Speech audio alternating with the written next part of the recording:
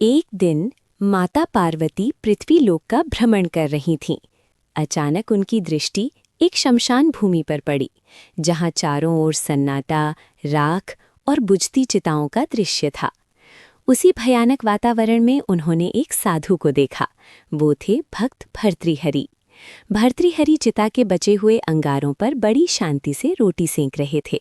उनके चेहरे पर कोई दुख, शिकायत या असंतोष नहीं था, बल्कि एक अद्भुत संतोष और आंतरिक शांति झलक रही थी। ये दृश्य देखकर माता पार्वती का हृदय करुणा से भर उठा।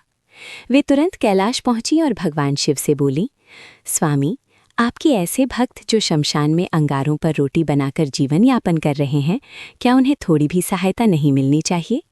शिवजी हल्के से मुस्कुराए और बोले, देवी, मेरे सच्चे भक्त कभी किसी से कुछ मांगते नहीं। वे तो जो कुछ भी उनके पास होता है उसे भी दूसरों में बांट देते हैं। माता पार्वती को ये बात समझ तो आई, लेकिन पूरी तरह विश्वास नहीं हुआ। उन्होंने सोचा, क्या वास्तव में ऐसा संभव है? इस सत्य की परीक्षा लेने के लिए उन्होंने एक भिखारिन का रूप धारण किया। वे वापस उसी शमशान में पहुंची और भर्तृहरि के पास जाकर विनम्र स्वर में बोली, बाबा, मैं बहुत भूखी हूँ, कुछ खाने को मिल जाए तो कृपा होगी।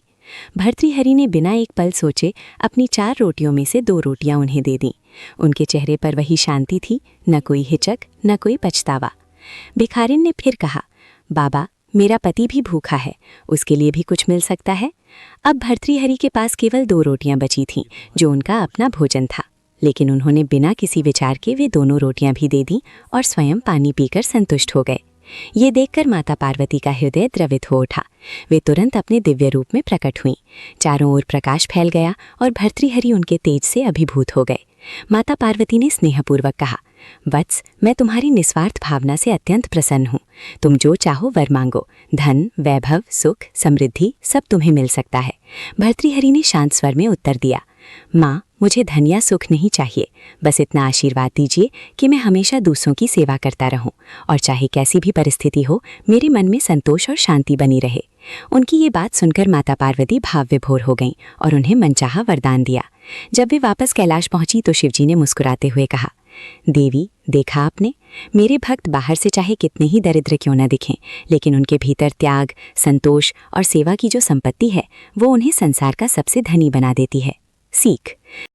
सच्ची संपत्ति धन नहीं, बल्कि त्याग, संतोष और सेवा की भावना है। जो बांटता है वही वास्तव में समृद्ध होता है। कृपा करके मेरे चैनल को और वीडियो के लिए सब्सक्राइब करें।